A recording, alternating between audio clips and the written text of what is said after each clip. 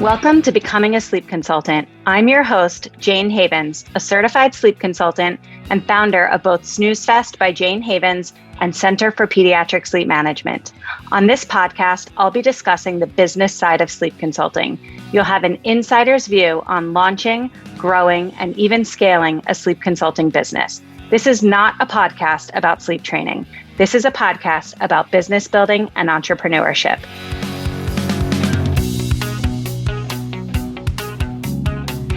Sarah is a seasoned healthcare professional, having worked as a registered nurse for 8 years before transitioning to life as a stay-at-home mom and pediatric sleep consultant. Certified by CPSM in 2023, Sarah has been practicing healthy sleep habits with her own children from the start.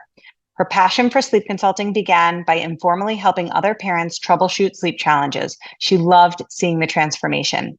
Now, a mother to 3 children with baby number 4 due this winter, Sarah finds joy in supporting other families as they work to establish healthy sleep habits in their homes. Sarah, welcome to the Becoming a Sleep Consultant podcast. I'm so excited to have this conversation with you today. Hi, thanks for having me. I'm super excited to come on here as well. So tell us a little bit about you. I know you used to work as an RN and then you transitioned to be home with your kids and now you're running a sleep consulting business, right? Tell us all how this came to be. Yeah, for sure. So I was an RN for 8 years. I worked in medical for the first 2 years. I'm in Canada, so we have a year-long maternity leave. So there are some gaps in there between my kids. I have 3, so there's been a few gaps. But I worked in medical for 2 or 3 years. And after my first child, I really just couldn't do the nights anymore. I could sleep great before having my daughter, but after that, it was hard after night shifts to sleep. So I actually switched to home health and I was there for probably 4 or 5-ish years. I had my first son and then I had my second son. And after my second son, so my third child, I just really didn't want to go back. The atmosphere was just not supportive. I know the healthcare system in Canada and the US are just a little bit of a mess sometimes, but there was just not a lot of support. And after having 3 kids, you change mentally too. So all my mental energy was focused on my kids and I just didn't feel like I was doing the best job as a nurse. So I had really not wanted to go back after that maternity leave. And I'd always wanted to pursue the sleep consulting thing. Honestly, since my daughter was young, probably she's about a year to 18 months, I really got into helping other people. And I had practiced healthy, independent sleep habits with her from a young age. And I'd done that with my boys too. So I felt like I had a good basic handle on things, could help people troubleshoot, the skills, the schedules, all that kind of stuff. I had a good talk with my husband. And I also had another thing happening with my license. So in Canada, you can let your license expire when you go on maternity leave, and then you can usually renew it once you want to go back. And I had no problems with my other kids doing that. But with my third child, they just were not on the ball, and it was 6 months of back and forth with trying to renew it. And it was just another big sign that hey, maybe this is a sign to do something else. So had a good chat with my husband and I decided to pursue sleep consulting and took your course, certified in about, 2 months, and then launched my business last summer. And here I am. And now I stay home with my kids and work when I want. And it's amazing. I love that. Tell us a little bit about what it looks like for you to juggle 3 kids at home and then also growing your business, because I would imagine that's a lot to handle. Yeah. So I have 3 children. My oldest is 7.5 and in grade 2. My second is 5 and just started kindergarten. And I have a 2.5-year-old, and I'm also expecting baby number 4 in December. So needless to say, life is a little bit chaotic and hectic here, but you figure out routines, you figure out things that work. I really think if they weren't sleep trained, I would not be able to do this. And they've been great sleepers and had independent sleep skills since they were young. So I know that I can count that I can work during nap times and quiet time and when they're in bed. I would, do the course when they were down for naps, quiet time, whatever. And then I think it got a little bit more complicated trying to when there's a little bit more work to be done with the launching part. So that was interesting to say the least. And the other thing is in Canada, a lot of things are a little bit different, like when it comes to launching your business. So I had to kind of find the equivalent of like what the American was of like an LLC and like all the insurance and all that kind of stuff. So it was hard, but I got it figured out. And, the CPSM group is amazing. There's other Canadian grads and whatnot, and they were very helpful with answering questions about like that part of the launching of the business. And yeah, we got it figured out and I launched, and now I support anywhere from 2 to like 6 clients a month. And that's the thing that's really nice, is like I can just choose how many I want to support. If I've got a bit busier of a month going on, if I just kind of mentally need a little bit of a break, I might only support like 1 or 2. If I'm really wanting to, support a lot of clients so that I can have breaks later on, then I'll do like more, which is really nice. And then my kids just started school again. So I've got 2 in school. So that's helpful as well. But just really trying to have routines during the day. Like, this is when I do this. This is when I do that. Really making, like, I only take calls when they're down for quiet time or naps, because I just can't count on them, giving me the space that I need to actually talk to people. And then, I usually just do all my work, usually when they're just doing their own thing, napping, quiet time. That's great. It's great. Talk to me about your newborn sleep support. At some point, I don't know if this was always the case with you and your business, but at some point you sort of became the person, even inside of our CPSM community, who is known as sort of like the newborn sleep expert. Is that the bulk of your business? Are you supporting largely newborns? Is that just your favorite age to work with? How did that come to be, and what does that look like? Yeah. So it's not the bulk of my business. I've had maybe a handful of newborn clients. I think a lot of moms are just afraid to, start anything early on because, of the stigma out there that you can't sleep train newborns. But in reality, introducing healthy sleep habits, no matter what you call it, you are essentially sleep training them in quotation marks. They just call it sleep shaping. But anyways, no, the bulk of my clients, I would say, are like 4 to 6 months, when sleep goes downhill around the 4-month mark, the 4-month sleep regression. People, can't handle the sleepless nights anymore, or they had a great sleeper and now they're, waking up every hour. So usually between 4 and 6 months is the bulk of my clientele. But I have had a handful of newborn clients. And yeah, it is my favorite age, just because people have such low expectations for newborns, I think. And then when I show them these tips and tricks to get, a few hour long stretches, or sometimes like I've had newborn clients, do 8 to 10 hours like that are like 8 weeks old, and parents are mind blown. It's just, I don't know, it's my favorite age just because of that, I think. And also just literally there's so many things that you can do to implement those healthy sleep habits, and people just have no clue. And it is all biologically like innate and makes sense, like for like the eat-wake sleep routines and getting full feeds. And, that translates to overnight sleep and long stretches. And yeah, it's really cool to see it all come together. And then, by 12-ish weeks, you're hopefully having a baby that's going down pretty easily with a night feed or 2. And yeah, parents are just amazed. And a lot of the times it is a dumpster fire, but parents say like they couldn't have survived this stage without, some kind of support. Yeah, I think you're right that expectations for that age are so low that any sort of progress that you make with a newborn is life-changing for exhausted parents. And I also agree with you that they're capable of so much more than most parents are giving their babies credit for. I always say babies want to be sleeping, like they're tired. Their bodies require a lot of sleep in order to grow and thrive. And when we set up the environment, when we set up the routine and the expectation that it's time for sleep, usually they do, which is all that parents are looking for. And they just don't think that it's possible. So 9 times out of 10, I think parents aren't even trying. Would you agree with that? Yeah, for sure. And I find that between 6 and 8 weeks, a lot of babies really start to wake up to the world. And there's just a bunch of things you've kind of got to change in order to get that sleep back. Like, they're not sleepy little newborns anymore. And just with a few tweaks, like your baby, yeah, like you said, wants to be sleeping. And a lot of the times there's not a ton of crying if you're, hands-on. Like, there will be some, because there's always crying, when you change things. But at the same time, like, they just want to be sleeping. So like, you set up the environment, you follow wake windows, you follow their sleep cues, they've got a full tummy, you put them down, maybe they're fussing a little, and you do some hands-on soothing, well, they're asleep. And there you go. Yeah.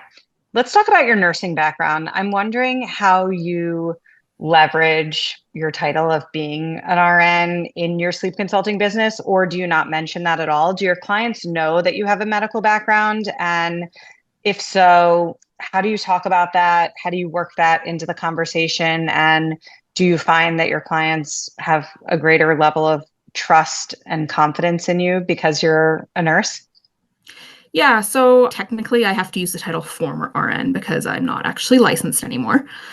But I feel like it does help just because one, I went to school for, a number of years and you have like a logical process of assessing things and then figuring out the root cause of problems. And I like to get to like the base of a problem of like why this is happening.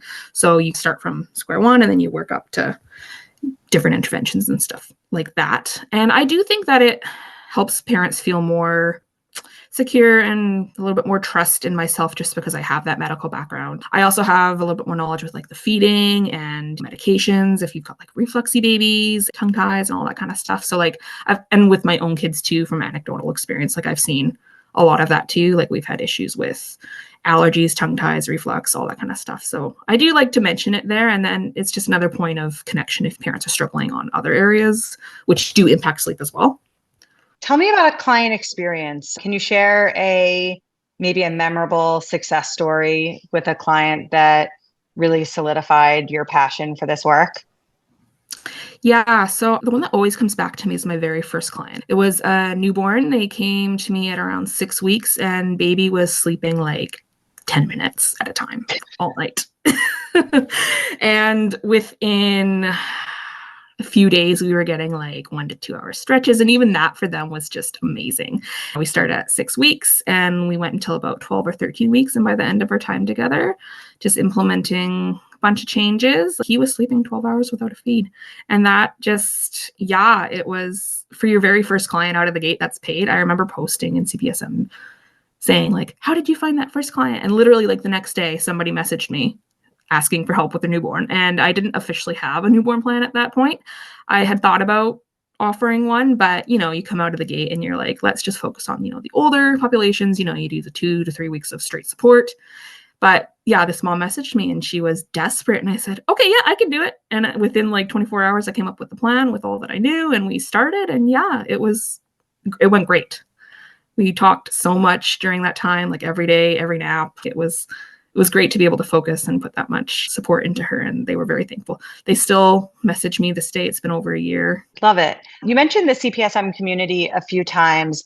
As somebody who came to our program with a pretty solid foundation of, I think, both knowledge and experience, right? Like you were very well read in the area of infant sleep, and you also had some experience with your own kids and I think helping some friends before you actually got certified. What would you say, like, where did the value in certification lie? How did the program set you up for success as a sleep consultant and as a business owner?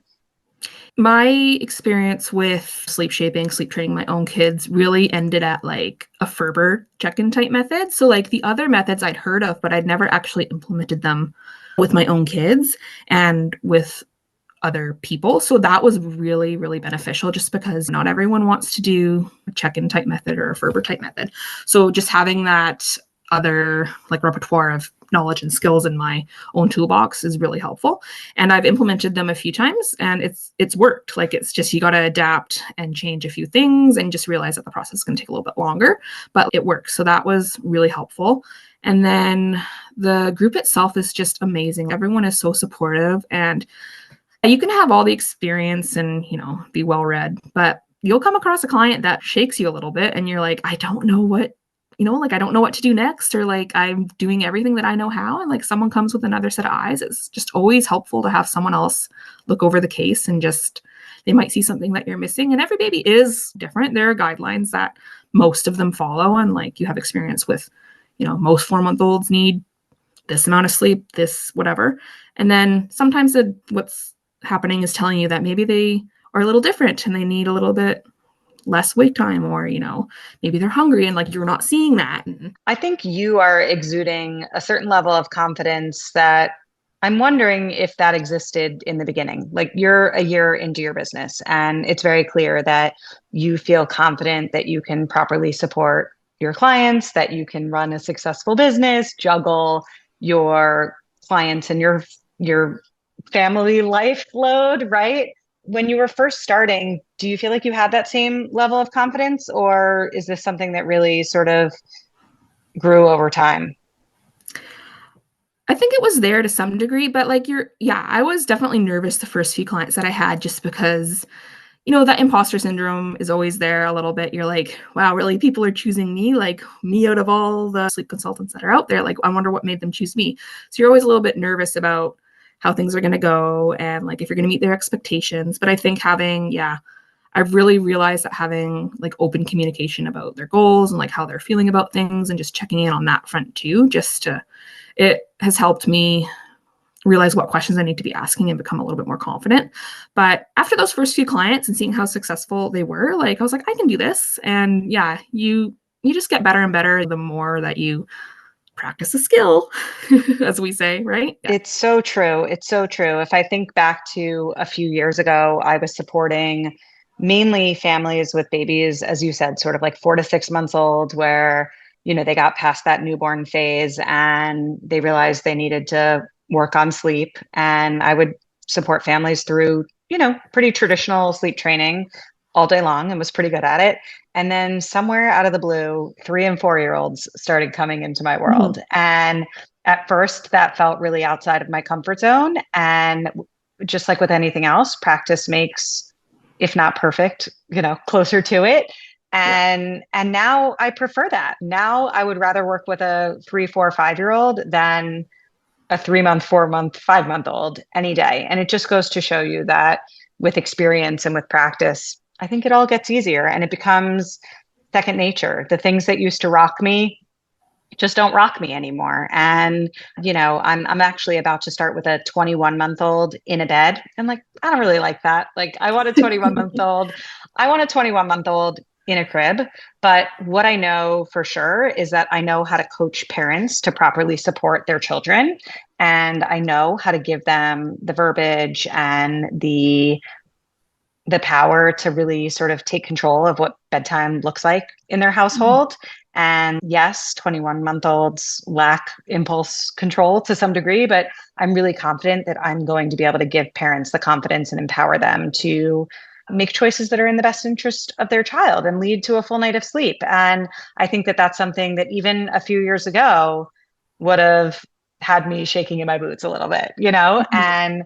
and the more cases that we have under our belt, the more we realize we can do this. We're in control of the situation. We can get our clients to the finish line. And when that happens, it's like the greatest feeling in the world. And just realizing that every scenario may not be perfect by book standards. Like you've got a 21-month-old in a bed and you'd rather have them in a crib. And yeah, that's nerve-wracking, but I mean, it's doable. It's just you got to tweak some things. And if that's the family's goals and like it's not a safety issue, you just have to readjust your own expectations too. Like, yeah, there's certain ways that you would do things, but at the end of the day, it's what, as long as it's safe and as long as the baby's getting or the kid's getting what they need sleep wise, it doesn't really matter. Like you're teaching them and giving them the tools that they need to succeed. For sure. Let's talk about business growth and sort of look into the future a little bit. You mentioned you're supporting anywhere from 2 to 6 families a month, which sounds great to me, while also juggling 3 kids and one on the way. What do you imagine for your business down the road? Do you want your business to grow? Does this feel like a comfortable landing spot for you? What do you envision for the future? Yeah, so right now it's plenty with 3 young kids plus another one on the way. And yeah, I'll be taking some time off once baby comes and just more focusing on social media and stuff like that. I think I won't actually be supporting any clients for the first few months. But as my kids are young, like this feels like a good amount of clients. Like I'm busy enough. But I think one of my goals in the future, once my kids are all in school, maybe would be to do like in-home sleep training. I think that would be really cool just to actually be in the moment with the parents and teaching them what to listen for and like how to actually implement these methods. And yeah, I think that would be really cool to do in the future eventually.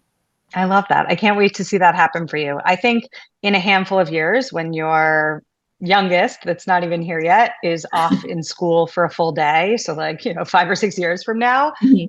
I think that the world is your oyster and maybe your business looks entirely different then, which is amazing. We'll have to wait and see what happens. And that's the really cool thing about becoming a sleep consultant and working from home is like you can do whatever you want. And yeah, exactly like you said, the world is your oyster and everything is changeable if you want it to. Absolutely. Absolutely. Before we wrap up, where can everybody find you? Do you want to share your social media, your website? What do you want to share? Yeah, for sure. So my website is www.beforedawnsleep.ca. And then I am active on Facebook and Instagram. So on Facebook, it's www.facebook.com/beforedawnsleep. And then Instagram is www.instagram.com/beforedawnsleep as well. So I'm active on those two platforms. And then, yeah, there's my website that outlines all my packages and a little bit about me and all that good information. Perfect. So great. Sarah, thank you for taking the time to chat with me today, and congrats on your success in the first year of your business. And I can't wait to see where the next year or so takes you. Yeah, totally. Thanks. Thank you so much for listening to this episode of the Becoming a Sleep Consultant podcast. If you enjoyed today's episode, it would mean so much to me if you would rate, review, and subscribe. When you rate, review, and subscribe, this helps the podcast reach a greater audience. I am so grateful for your support. If you would like to learn more about how you can become a certified sleep consultant, head over to my Facebook group, Becoming a Sleep Consultant, or to my website, thecpsm.com. Thanks so much, and I hope you will tune in for the next episode.